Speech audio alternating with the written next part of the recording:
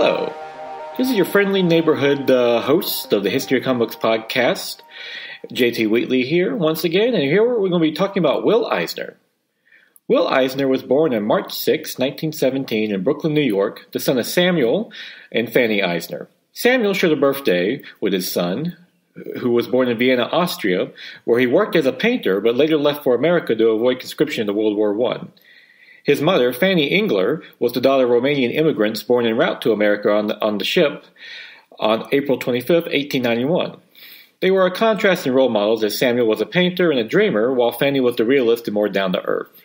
Called Billy or Willie by his parents, like most kids of the age, young Will worked multiple jobs to help support the family, which soon included his younger brother Julian, who he would later call Pete due to anti-Semitism, and his sister Rhoda. While the Eisners were not orthodox in their religion, and it didn't help that some synagogues wouldn't let them worship without paying a fee, because they were which they couldn't because they were so poor, Will would always carry a pride of his culture throughout his life.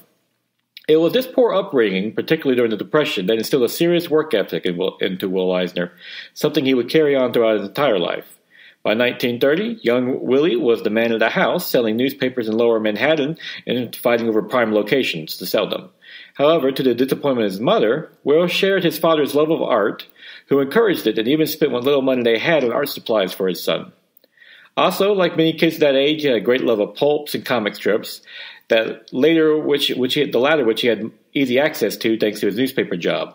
Many of the strips he would try to imitate, along with sketching he did with his father.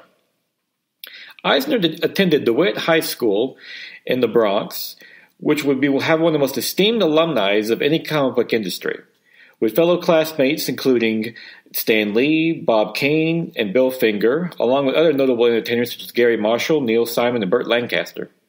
Eisner socialized with Bob Kane and even went on double dates with him, where he noticed that Kane was brilliant at self-promotion, something that would serve Kane well later in life, though not as talented as an artist.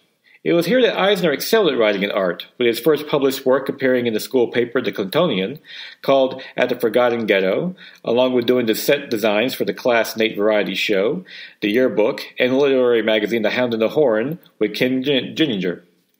It was during this time that Eisner started to develop his range as an artist, along with an understanding that comics and art can do more than just tell stories. Pretty soon, Eisner was working for a Manhattan painting company while attending the Art Students League of New York. However, his mother was already disapproving of his pursuing an art career, especially when she noticed he was drawing nudes. It took Eisner some convincing that he was doing this to learn anatomy and not for something dirty. Around this time, he met Ham Fisher at his father's cousin's boxing gym, who was Lou Stillman. Fisher had created Joe Palooka, a comic strip about a heavyweight boxing champion, and through him, Eisner also met James Montgomery Flagg, the artist who did the famous Uncle Sam posters. One day, hoping for a job, he went to Fisher's office to see him storm out in anger, saying he was a day late for the job as he had just fired an artist over stealing his ideas. That artist was Al Kaplan, later known as Al Cap, the creator of Lil Abner, and Eisner had inadvertently just witnessed the beginning of one of the great feuds in comic strip history. However, the pressures of earning a living for his family soon caught up to Will Eisner, and he had to leave DeWitt before graduating to pursue full-time employment. He worked at the New York American in the ad department, where he was studied the city nightlife for his art. He thought he had a break when he got a job as an art director for the Eve magazine under Julian Willie, but it folded within months. Then he met his old classmate, Bob Kane, who told him to try Wow with a magazine, as they were apparently hiring anyone. While the editor refused to meet him at first, Eisner persisted, and it would be a fateful one for both of them, as he was Samuel Maxwell Iger. During the meeting, Iger was having a problem with some engraving plates, where Eisner's experience with multiple jobs paid off, as he quickly fixed the plates, and Iger gave him the job. He quickly made a deal for creating adventure comic book strips, along with doing covers, such as the Adventures series Scott Dalton, a Secret Agent, or Harry Carey and a Pirate series, to Flame. Unfortunately, the magazine was defunct by the fourth issue. Nevertheless, Iger was interested in comics, especially when working with Eisner, and thus Eisner and Iger Unlimited was formed, starting on a mere $30, mostly to cover the $5 a month rent for their one-room office at East 41st Street in Manhattan. To reassure the 32-year-old Iger that Eisner was worth working for, he said he was 25, when at the time he was only 19. Eventually, the studio was up and running, bringing in some notable artists like Bob Kane for Peter Pulp and Jack Kirby. At the time, many considered comics the bottom of the barrel as far as artistic endeavors, including Eisner, who was shunned by his fellow artists for his work. Nevertheless, it paid the bills, and Eisner's work ethic kept the production flowing. To make the studio look bigger, like many at the time, Eisner claimed to be 5 different artists at one point, such as Will Renice, Will Morgan Thomas, Spencer Steele, and Williams Irvin, along with his own Will Eisner name. However, he did his peers one better by doing a different art style with each name. Most significantly, Eisner believed in storytelling in comic books and started to see a larger potential in them. Soon he was selling strips to the Editor's Press Service and Wags magazine, featuring such strips as The Flame, which would later be renamed The Hawk, and then Hawks of the Sea, along with a detective series Yarko the Great, and Sheena, Queen of the Jungle, a ripoff of Tarzan. Eisner continued to develop his art and storytelling techniques as he sold strips across the East Coast, and by 1938, Eisner was a full-blown studio. Among the artists they employed was Lou Fine, who Eisner considered brilliant but was frustrated by how little he wanted to do outside of art, Jack Kirby, and Bob Powell. Of interesting note, a submission from 2 young boys in Cleveland appeared for a new superhero, but Eisner, who disliked superheroes as a genre, thought the art subpar and rejected it. Thus, Eisner and Eigner were one of the long list of studios that rejected Superman by Jerry Siegel and Joe Shuster. Another thing that many started to notice was that Eisner was a workaholic, understandable considering his young age, as he was already having to support his whole family. At one point, he briefly dated Alex Bloom's daughter, Aubrey, also called Tony, who worked with her father as a writer at the studio, but it went nowhere. Iger even set up Eisner with a girl who Eisner said he thought was great, only to be told by Iger later that she was a prostitute. Eisner wasn't quite ready for a social life yet, especially since his professional one was about to blow up. With the success of Superman, nearly every studio was trying to rip him off, despite National's legal team suing any comic that showed even a passing resemblance, as it did to Captain Marvel and Fawcett Publishing. However, that didn't dissuade Gardner Fox, whose Fox Publishing contracted Eisner Iger to produce Wonder Man, which was a nearly panel-to-panel rip-off of Superman.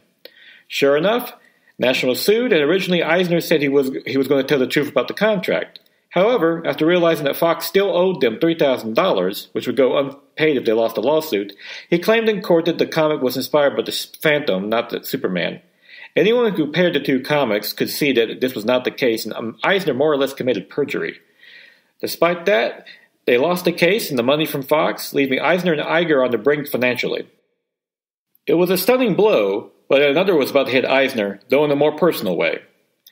On May of 1939, Bob Kane and Bill Finger debuted Batman at Detective Comics number 27 and became a smash success. It was a sting to Eisner, not just after the Wonder Man debacle, as Batman was successful because he was the polar opposite to Superman, but also because Eisner never considered Bob Kane a talented artist, at least not as talented as him.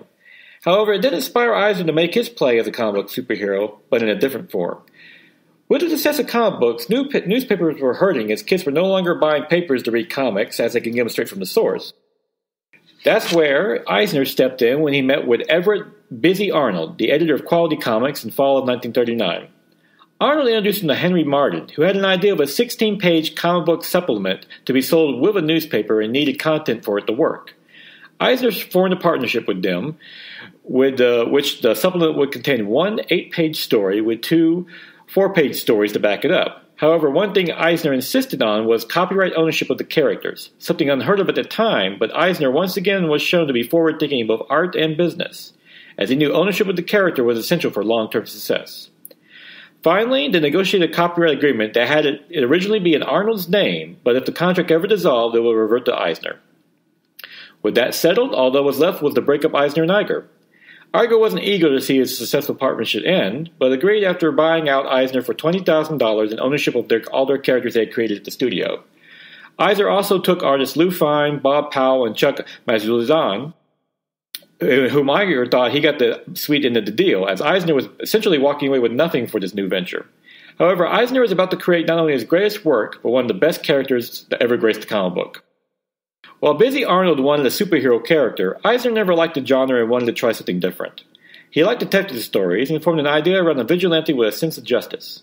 His name was Denny Colt, who, while modeled after Cary Grant in looks, would be vulnerable and even clownish. For anyone who's ever seen a Cary Grant movie, that fits as well.